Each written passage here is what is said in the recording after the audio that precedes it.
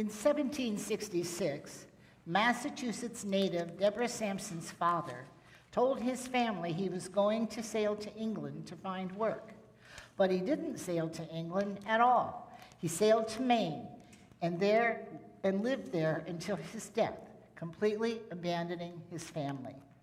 Deborah's mother was left in poverty, so she sent some of her 6 children out to work in other homes. Deborah was sent to the home of Deacon Jeremiah Thomas, a widower with father of 10 sons. She lived there for 10 years and thought of those boys as her brothers, emulating them by dressing in male clothing and doing the strenuous farm work. They also taught her to handle a musket, and soon she could shoot as well as any of them. Also taught spinning and weaving, when she was 18, she started working at a local tavern, spinning and weaving for the men that gathered there. While working, she loved listening to their stories about the Revolutionary War and the heroism of the local boys, so she decided she would join the fight. In early 1782, wearing men's clothing, Sampson joined the Army unit in Middleborough, Massachusetts, using the name Timothy Thayer. But she decided not to meet up with her company after being recognized by a neighbor while signing her enlistment papers. However, on Monday, May 20th, 1782, Mustermaster Noah Taft looked up from his table into the cold blue eyes of a tall, rangy blonde with a jutting jaw and a prominent nose named Robert Shurtleff. Deborah had taken the name from her mother's firstborn son, who died at the age of 8, telling Taft that she wanted to join the Army for the balance of the war.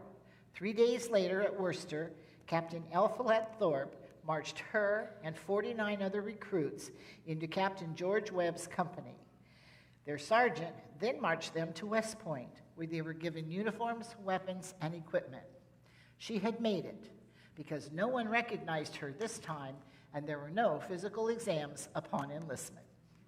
Deborah fought in many skirmishes, including several merciless hand-to-hand struggles in which Shurtleff demonstrated his courage, strength, loyalty, and fighting skills many times over.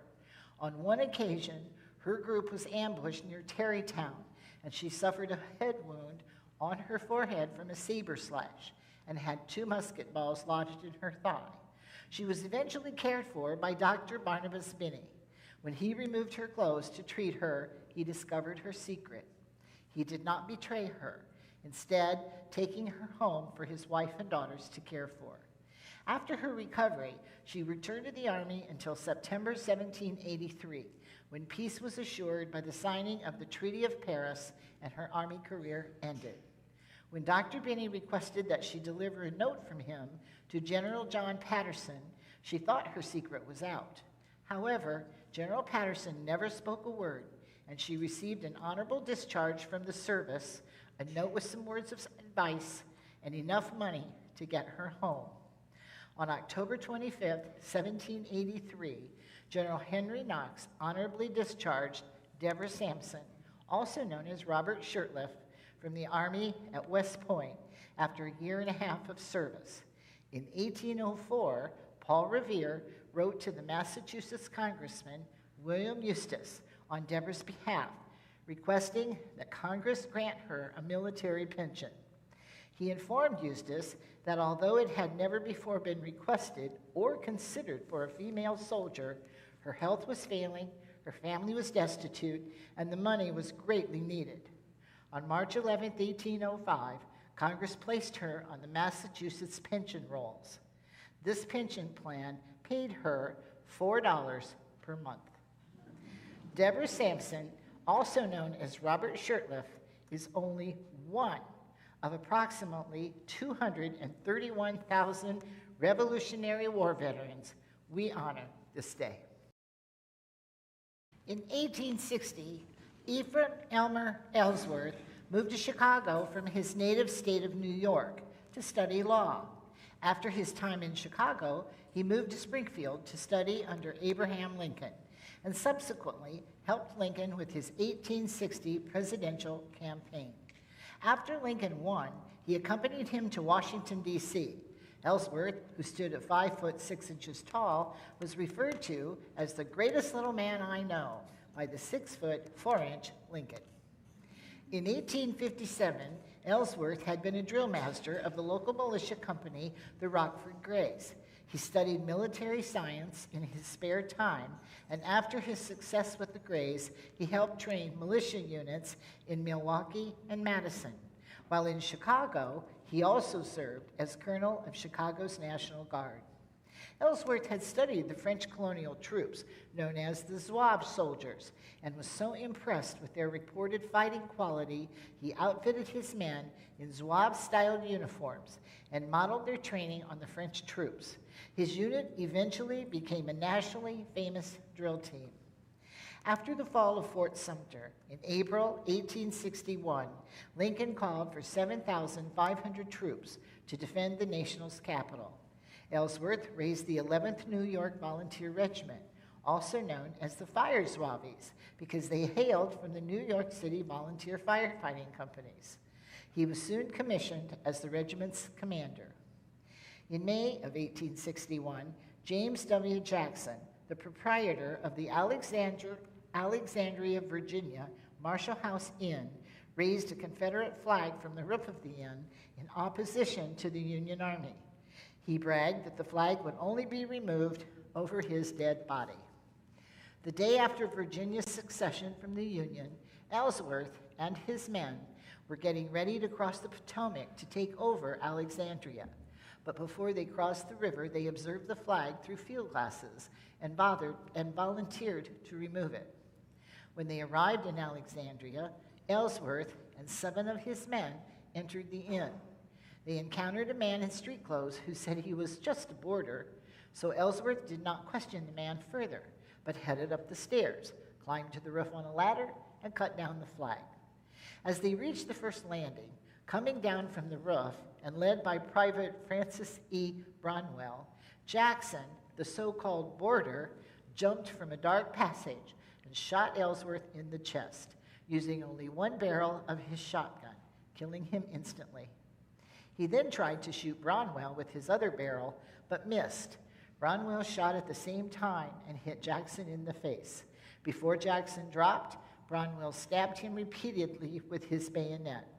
Ellsworth was the first Union soldier and officer to die in the Civil War. Bronwell was awarded a Medal of Honor for his actions. Lincoln, deeply saddened by his friend's death, ordered an honor guard to bring Ellsworth's body back to the White House, where it lay in state in the East Room. His body was then taken to City Hall in New York, where thousands of Union supporters came to see the first man to fall for the Union cause. Remember Ellsworth became a patriotic slogan, and thousands of Union supporters rallied around his cause and enlisted in the Union Army. Ephraim Elmer Ellsworth is only one of the 2.5 million veterans from the North and the South who served in the Civil War, and that is why we honor him this day. Winston-Salem, North Carolina native William Henry Johnson moved to New York when he was just a teenager. He worked as a red cap porter at Albany Union Station before enlisting in the Army June 5, 1917. Johnson was the most famous member of the Harlem Hellfighters, an all-black National Guard unit that was one of the first American forces to arrive in Europe during the First World War. Getting to France was not easy for the Hellfighters, taking 3 attempts on transport Pocahontas, which had been struck by another ship due to poor visibility during a snowstorm, while still anchored in the New York harbor. To the dismay of his passengers, the captain of the transport wanted to turn back. Since the damage was well above the waterline, the Union's commander, Colonel William Hayward, informed the transport captain the only reason to turn back would be because of cowardice. Hayward's men repaired the damage and they sailed on, arriving in Brest, France on December 27, 1917, right side up. The African-American soldiers spent their early days at the base in Brest doing unskilled manual labor, until they were sent to reinforce the depleted ranks of the French army. On May 14, 1918, while serving sentry duty, Johnson and another Hellfighter, Needham Roberts, were attacked by a detachment of 20 German troops. Both men were wounded, Roberts so severely he could not stand or shoot. Johnson held fast and fought back with hand grenades and his rifle. When his weapon jammed, Johnson used it as a club and fought hand to hand until the gun was in pieces. Using grenades, the butt of his rifle, a bolo knife, and his bare fists, Johnson repelled the Germans, killing 4 while wounding others, rescuing Roberts from capture and saving the lives of his fellow soldiers when the Germans finally pulled back. Johnson suffered 21 wounds during the skirmish, and this act of valor earned him the nickname Black Death as a sign of respect for his prowess in combat. The bravery and resistance of Johnson and Roberts kept the Germans from securing any American prisoners. Both he and Roberts survived and were given the Croix de Guerre with a special citation and a Golden Palm, one of France's highest honors. Johnson was the first American to receive this award. It took until June of 1996 for the United States to recognize Johnson's heroism when he was posthumously awarded the Purple Heart by President Bill Clinton. On June 2nd, 2015, Johnson would receive the Medal of Honor posthumously presented by President Barack Obama. In the ceremony, Johnson's medal was received on his behalf by Command Sergeant Major Lewis Wilson of the New York National Guard. Obama said about Johnson, "The least we can do is say, we know who you are, we know what you did for us. We are forever grateful." William Henry Johnson is only one of the 4.7 million veterans who served in the First World War, and that is why we honor him this day. After only one war patrol as the prospective commanding officer for the submarine, the USS Barb, Eugene Flucky, nicknamed Lucky Flucky, became known as one of America's greatest submarine skippers. Credited with sinking the most tonnage by a U.S. naval skipper during the Second World War in the Pacific Fleet, he sank 17 ships, including a carrier, a cruiser, and a frigate. Flucky was born October 5, 1913, in Washington, D.C. Since he graduated from high school at the age of 15, he was too young to go to college, so his father sent him to Mercersburg Academy, a college prep boarding school in Mercersburg, Pennsylvania. He also prepared for the United States Naval Academy at Columbian Prep in Washington, D.C., and entered the Naval Academy on June 13, 1931, graduating as an ensign in June of 1935. Flucky was awarded 4 Navy Crosses for extraordinary heroism during the 8th, 9th, 10th, and 12th war patrols of the Barb. During the 11th patrol, he continued to revolutionize submarine warfare by inventing the night convoy attack from astern, by joining the flank escort line. Near the China coast, he attacked 2 convoys, totaling more than 30 ships. With 2 frigates pursuing the Barb, Flucky then set a world speed record for a submarine through uncharted, mined, and rock-obstructed waters, bringing the Barb through safely. 4 days later, he sank a large Japanese freighter. For his conspicuous gallantry on this patrol, Flucky received the Medal of Honor. 3 months later, after launching his final patrol on the Barb, he and his crew came up with a surprising finale. They would bag a train. Since early June, they had been harassing the enemy by destroying supplies and coastal fortifications with the first submarine-launched rocket attacks. This time, they planned to send a patrol ashore under cover of dark to plant explosives using one of the sub's 55-pound scuttling charges. But they wanted to do more than blow up the rails. They also wanted to blow up one of the trains that shuttled the supplies to the Japanese war machine. It was a crazy idea, and the skipper was not willing to risk the lives of his men he had come to love like a father. The problem? How to detonate the charge at the moment the train passed without putting the shore party in danger. At 6 o'clock that evening, sailor Billy Hatfield came up with a solution. Let the train blow itself up. Hatfield recalled how he had cracked walnuts by placing the nuts between two ties of railroad tracks. Then, when the rail sagged under the weight of the train, the nuts cracked open. He said that they could hook a micro switch between two ties. Then the train sets it off as it passes. Problem solved. There was no shortage of volunteers for the shore party, but Flucky established his own criteria. No married men except Hatfield, members of each department, a split between regular Navy and Navy Reserve sailors, and at least half of the men had to have been Boy Scouts, because Scouts knew how to handle emergencies and could always find their way home. Flucky wanted to lead the party himself, but his officers insisted that as commander, he belonged with the Barb, and swearing if he went, they would send a message to the commander of the Pacific Fleet submarines. Even a Japanese prisoner of war who promised not to escape wanted to join the shore party. Later, watching from the deck of the Barb, Flucky allowed himself a sigh of relief when he saw the flashlight signaling the departure of the shore party from the beach.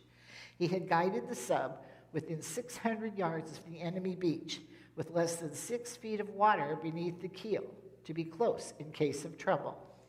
The two boats carrying the saboteurs were only halfway back to the sub when the machine gunner yelled, "Paddle like the devil, boys," knowing they wouldn't make it back before the train hit the micro switch. 5 minutes before the sailors were lifted onto the deck, the train exploded. Then the sub turned and headed back into safe waters. Captain Flucky had allowed all hands on deck, not needed to maneuver the sub, to come topside to watch the distant fireworks display. The men proudly gathered to savor the culmination of teamwork, ingenuity, and daring by the commander and his crew.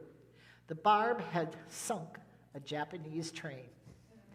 The 8 sailors who blew up the train near Kashihiho, Japan, conducted the only ground combat operation on the Japanese homeland of the Second World War. Commander Flucky retired from the Navy as a Rear Admiral and, at the time of his death in 2007, still had a record of awards unmatched by any living American soldier. In 1992, he published his own history of the Barb called Thunder Below.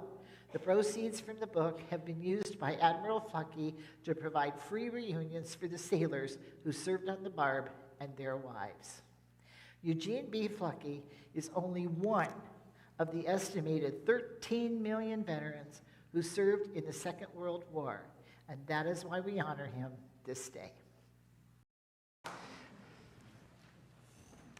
Born on November 23, 1919, Ernest Richard Kuma spent most of his young life on the family farm in Dwight, Nebraska, until he enlisted in the Army in June of 1940. Kuma was trained as a tank crew member when the United States entered the Second World War. His division landed in Normandy late in September 1944 and moved to the front lines on October 23rd. Their first mission was a patrol duty in a quiet sector along the Luxembourg German frontier. When the Germans launched their winter offensive, the totally inexperienced division was quickly involved in the Battle of the Bulge. After participating in more battles throughout Northern Europe, the division was shifting south to Czechoslovakia when the war in Europe ended on VE Day in May 1945. Kuma decided to stay in the Army when, by then a sergeant first class, he sailed for Korea along with much of the 2nd Infantry Division in 1950. They arrived in late August and were moved into the line at the Pusan perimeter, where American troops were holding a tight defensive line around the port city of Pusan. Near midnight on August 31st, Kuma and his men were suddenly attacked near the Nakton River by a hostile force of North Koreans dressed as United States soldiers. The Americans had just received orders to protect their withdrawing forces when they were ambushed. The enemy overran the other two tanks in the convoy, and Kuma realized his tank was the only obstacle between the onslaught and the U.S. infantrymen. Holding his ground, Kuma ordered his crew to fire and remain in position throughout the night while they continued to fight off enemy attacks. At the worst point, Kuma changed tactics as the enemy surrounded his tank. He jumped from the armored turret, exposing himself to fire, and manned the .50 caliber machine gun mounted on the rear deck, delivering point-blank fire into the enemy. After his machine gun was empty, he fired his own pistol and threw grenades to keep them from his tank.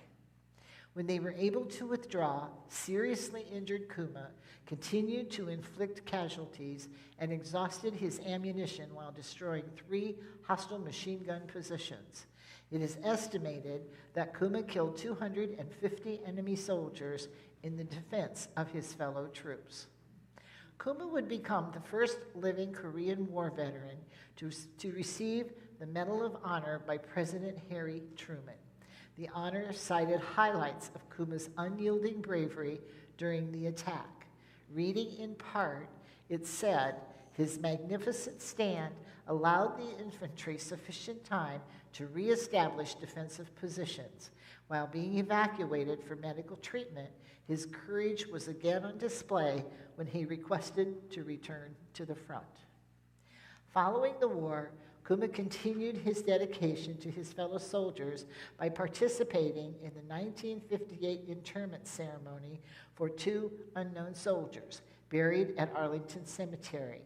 He had another honor as he presented a folded flag to President Dwight D. Eisenhower to conclude the ceremony.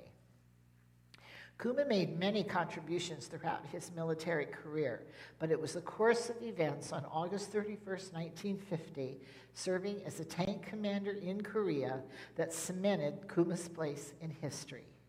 Ernest Richard Kuma is only one of the 6.8 million veterans who served in the Korean conflict, and that is why we honor him this day.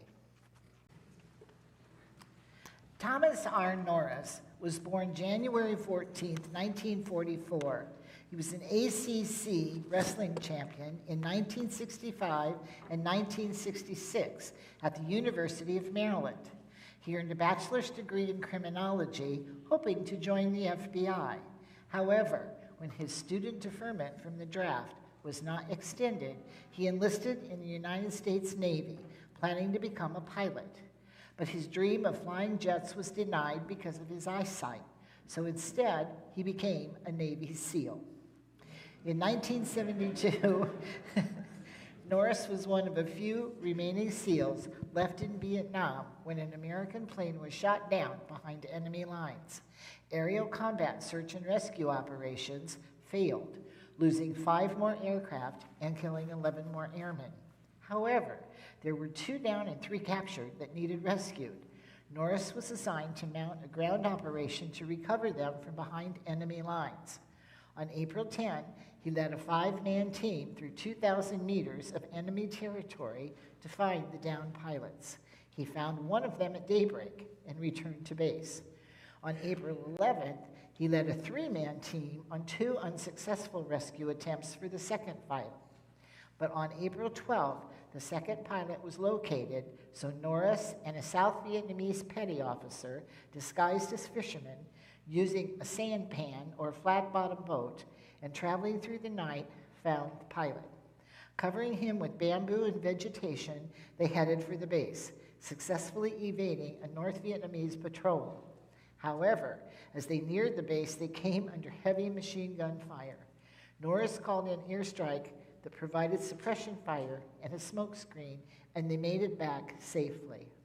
6 months later, on October 31st, 1972, while on an intelligence gathering mission, Norris, fellow Navy SEAL Michael Thornton, and 3 South Vietnamese Special Force soldiers were transported across the river by junk until sunset, when they switched to a rubber boat to continue. Within a mile of shore, they abandoned their boat and swam the remaining distance, planning to meet up on the bank. By morning, they realized they had landed 5 miles too far north and were in North Vietnam. Enemy troops were alerted to their position, but they managed to hold off the several hundred enemy soldiers. Eventually, the North Vietnamese regrouped and surrounded the U.S. troops. Norris protected the SEALs and the South Vietnamese while they tried to withdraw into the water. He was shot in the head, severely wounded, and presumed dead. Thornton ran through the heavy fire to recover Norris's body and discovered he was still alive. As Thornton carried Norris into the water, he killed several North Vietnamese as they surmounted the dunes around his position. Norris lost an eye and part of his skull, spending 3 years recovering from his injuries. Over a period of 6 years, he underwent multiple surgeries and was medically retired from the Navy in May 1975. When Thornton was awarded the Medal of Honor by President Ford for saving Norris's life, he snuck Norris out of the hospital so he could attend the ceremony in person. In 1979, Norris joined the FBI and requested a waiver for his disabilities.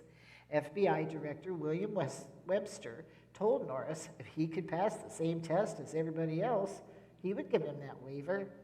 Norris passed the test and served as an FBI special agent for 20 years. Norris was awarded the Medal of Honor, Silver Star, 3 Bronze Stars, and a Purple Heart. A few years later, Norris said, "All in all, I've had a pretty interesting life. I've always gone for the challenge." Thomas R. Norris is only one of the 2.7 million veterans who served in the war in Vietnam, and that is why we honor him this day. During his first year-long combat deployment in March of 2005, Salvatore Gianta was shot in the leg and witnessed 4 fellow soldiers die from a roadside bomb. A little more than a year later, Gianta was sent back to Afghanistan. Born in Iowa on January 21st, 1985, Gianta was the oldest of 3 children and the first member of his immediate family to serve in the military, since his grandparents had emigrated from Italy. Gianta's childhood adventures, of which were well known, were preparing him for his experiences in the Army. When he was in kindergarten, his mother showed him how to remove the screen from his bedroom window so he could escape in an emergency.